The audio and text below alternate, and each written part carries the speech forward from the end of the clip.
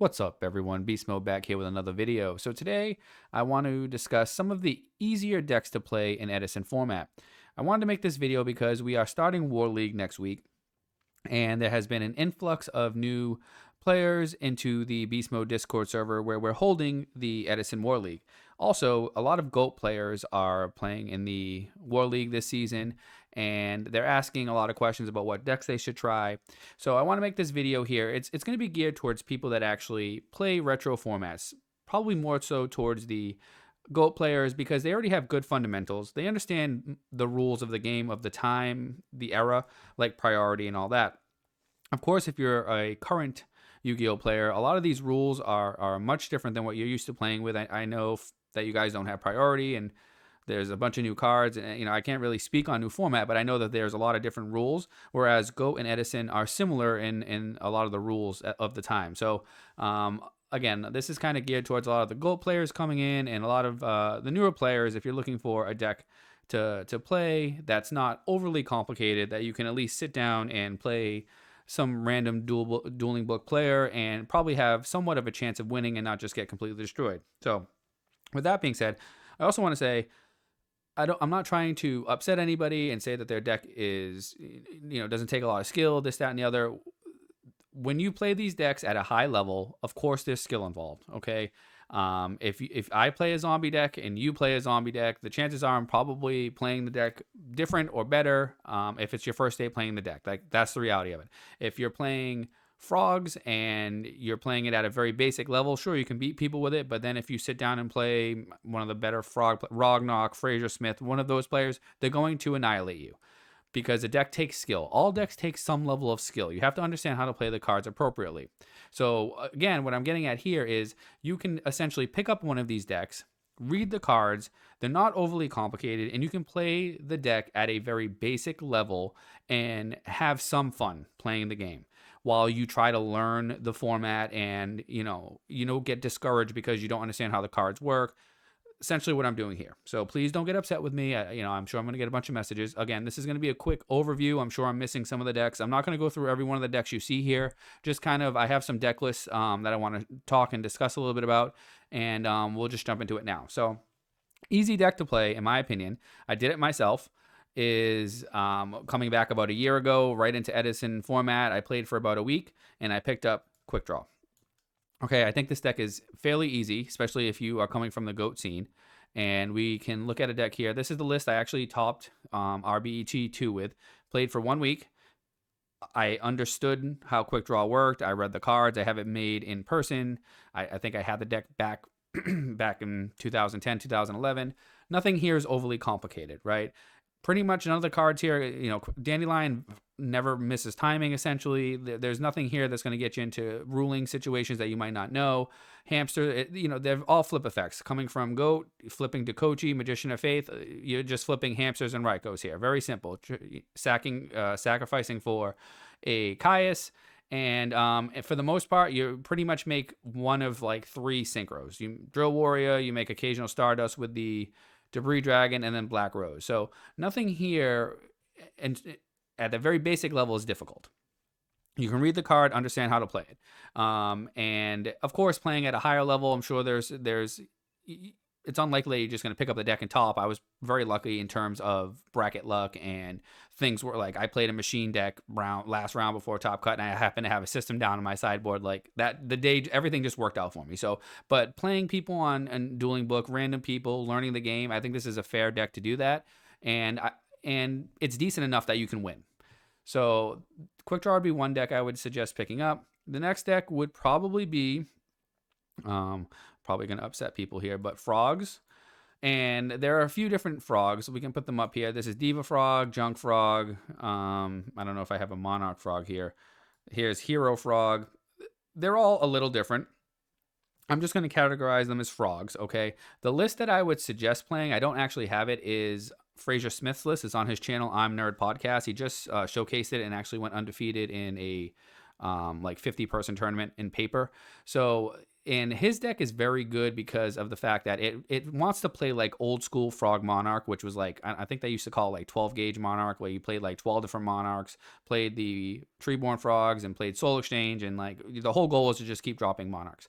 His deck is like that. If you see it on his channel, it's similar to this, but he plays Thestalos, he plays enemy controllers, he plays Battle Fader, but he also has Junk Synchron in the deck, which gives the deck a little bit more of a ceiling because you're able to make synchros with it, which regular Frog Monarch you can't. So the reason why at a very basic level this deck is easy, because you only have to do one thing every turn and you can win a majority of your game ones right off the bat. If you can get Treeborn in circulation and tribute for Monarch after Monarch, you can beat anybody. Now, does that happen all the time? No, of course, people are side decking for it. They have main deck DD Crow, main deck Book of Life, but at a very basic level, the combos here to do at a basic level, I'm not saying Rognok frog level, he's one of the best players in terms of frogs, crazy dupe setups and this, that, and the other, but Subzitoad with a Soul Exchange pretty much ends on dupe lock. You can read the card and figure that out pretty easily. Of course, is dupe lock always the most ideal thing to go into? No, I'm sure that's not the case. I don't play frogs myself, but I could pick up this deck and read a few of the cards and probably do fairly well. Now, if I sat down with this exact deck and played one of the better frog players, Rognok, Fraser Smith, one of them, they're going to beat me because they understand the intricacies of the deck. So at a basic level, I think frogs are fairly easy, Treeborn, Monarch, and you could probably win a locals doing that. So I would say new player, GOAT player, quick draw frogs, quick draw deck, frog deck. There is a quick draw frog deck you can play as well. So I say those are fairly easy. What other deck here? I think the Machina deck is fairly easy as well. There's nothing too complicated about it. I have it right here. It's essentially quick draw, really, is how this deck plays. It plays with the Raikos and Hamsters. You're milling some of the the machine cards, like the Fortress, and then if you have the big guys in your hand, you can just throw them to the graveyard and special summon the Fortress. Plays Pot of Avarice, plays a lot of these cards we're all very familiar with here. This deck is really good as well. You have to watch out with the Cyber Dragon play. It's pretty much the only thing you have to remember. If you leave a Cyber Dragon on the board, that you will get, contact fused, or you have to really dodge that. So this here is another deck that I would say requires not a whole lot of thought. It's pretty easy to pick up. Of course, playing at a high level requires more thinking, but this would be a deck I would definitely try to pick up if I was new to the format. I also would suggest Blackwings. I don't know if I have a deck up, but Blackwings at a very basic level, if you open Whirlwind and like a Blackwing card, you pretty much can like really start rolling, steamrolling or snowballing out of control. This deck is actually harder to play than people think. If you're playing against, top players. If you're in the top cut of a tournament, then you just can't slam cards and win. But I have seen many people, and I have played against many people who just summon Sirocco, double summon Bora, special summon Bora, Gale, and just kill you.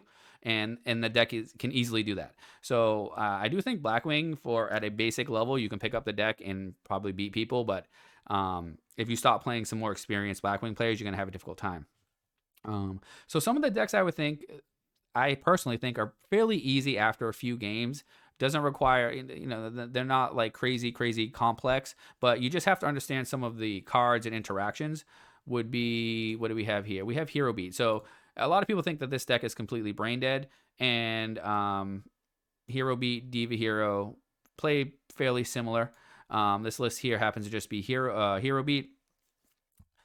At its core, sure, summoning an alias and like playing Protect the Alias is a way to do that, but there are some intricacies with the deck, especially with Honest. Okay, if you're playing against another deck that's main decking Honest, you have to know when to drop Honest. Damage calc can be very confusing for some players. This does play some Miracle Fusion here, so you have to be smart with your Ocean play, because if you lose Ocean, then you only, in this deck specifically plays Snowman too, so you have a few options to make absolute zero. But at its core, it's not overly complicated, but I think after a few games of this deck, understanding how Gemini Spark works and interacting with that is probably all you need to learn. Hero Blast is another card that you might want to just kind of read a few times, play, and understand when you should activate that. But overall, this deck's not too complicated either. I just said after a couple games, I think you pretty much have it down. So that would be one deck. And I think Vayu Turbo, after a few games, I would say more than two. I think Hero Beat, you figure it out in two games. Vayu here is probably a few matches. You really want to Play this deck a few times because sure, you say, oh, it's easy enough to just mill Vayu and Sirocco. That doesn't happen often. And to play the deck, because the reality is your best card in the deck, or your best play is a Vayu play into a Armed Wing. You have a 2300 normal monster. So you have to figure out how to win with that. This deck is not just as simple as milling with Raikou and winning because of the fact that you mill a Vayu. So I do think that, again, not an overly complicated deck. We all understand what this deck is trying to do. It's trying to mill Vayu and Siroccos and make a big push for game in one turn. But what happens when you can't do that, you actually have to learn how to grind with the deck. And you can see some of the better players with the deck, like 10-foot. He wins a lot. He plays this deck like a very control style deck because it can be played control. And so this deck is a deck I would try after a few matches when you get a little bit more familiar with the cards in the format and some of the other decks. Let's go back here really quick and see Lightsworn. I see people. I used to think this deck was completely brain dead because of the fact that you're just milling and milling, but I have decked out so many people at this point because they have no idea what they're doing that it has shown me that there's obviously some level of skill with this deck because you have to understand when you should be milling and when you should not be milling, and people don't. It is very high rolly, and this is a deck that you literally could win a tournament if you're just milling like unbelievable. The Ediosn deck right here. I think this deck requires a little bit more setup as well. I think you got to play this a few games to understand how this works because there is the fairy concept and then the Lightsworn concept. And if you don't have if you don't have the right numbers in the graveyard, you can definitely mess things up. So again, play a few games of that. You can pretty much figure it out. Some of the decks that I would consider to be very difficult would be, I would say the most difficult is Fairy. Okay.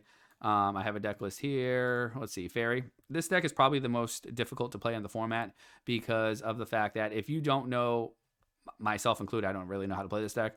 You have to know what you're going into with recruiters, and if you crash the wrong recruiter, or if you select the wrong recruiter, you can just lose the game because of that. If you can play this deck at an extremely high level, which I only know of a few people that can, it won Worlds or Edison Rulers or whatever you want to call it, because the player playing it is the best player of the format, essentially. So because this card right here is broken. So this deck here is extremely difficult to play, in my opinion, to play right. I know people play it, but I'm not sure they're playing it correctly. And another deck I think is fairly difficult to play is Zombies, and I'm not just saying that because I play it. It's a general consensus. If you ask a lot of people, they'd say the same thing. Playing Zombies at its core is not overly difficult because all you need is a Golem Zombie and a Diva play to really make a big push. But the reality is there are a handful of players that consistently win with this deck, and then there's everybody else. And the deck is really popular. So the problem is when you can't just kill somebody in one turn with a combo, you have to grind, and it's difficult to do. This is a deck that I tell people not to pick up if it's their first time playing the format because it's cool. It draws a lot of people in because it can be very explosive, but the explosive plays do take time to set up. You have to have 2 cards on the field to do it, and if you're in one of those grindy games, it can be difficult. So I'm going to look over the list really quick and see. I think this Fish deck is also very difficult to play. I've never played it. It's not popular at all. I know that there was a lot of math involved with it. It's not a very good deck. Probably not a deck I would try to pick up at all. X-Saber is not very good. It's not worth really the investment. So I'm just kind of looking through Chain Burn. You can pretty much do that with your eyes closed once you just chain the deck. Gladiator Beast. This, for some reason, in paper, everybody plays this deck, and I don't know why. It's trash. The deck is not good. And people still play it. And most of us hate playing against it because of the fact that you can have someone that does not know how to play the game, and they draw Laquari and 5 trap, and you just can't win because of it. That doesn't make the deck good.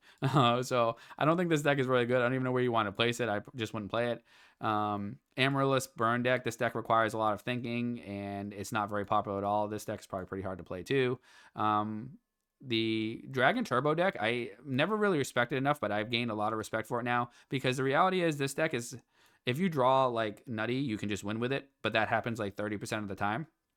And the other like 40% of the time you have to actually grind out games with really crappy cards, and then the other 30% of the time you pretty much can't win. So I think you probably have to play this deck a few times to really know and learn how to play the deck appropriately. Gadgets: summon a gadget every turn, not overly complicated. This is the KFC deck. Pretty much Carpath's the only person that plays it and plays it appropriately, so it's probably pretty hard. That's the Vayu Turbo. I think you can learn after a few games. Flame Veil deck's not that great, and it's not overly complicated.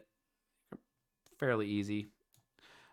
This is the Gigaplant deck. I'm not even sure. I've never really seen one in action, so we'll throw it there.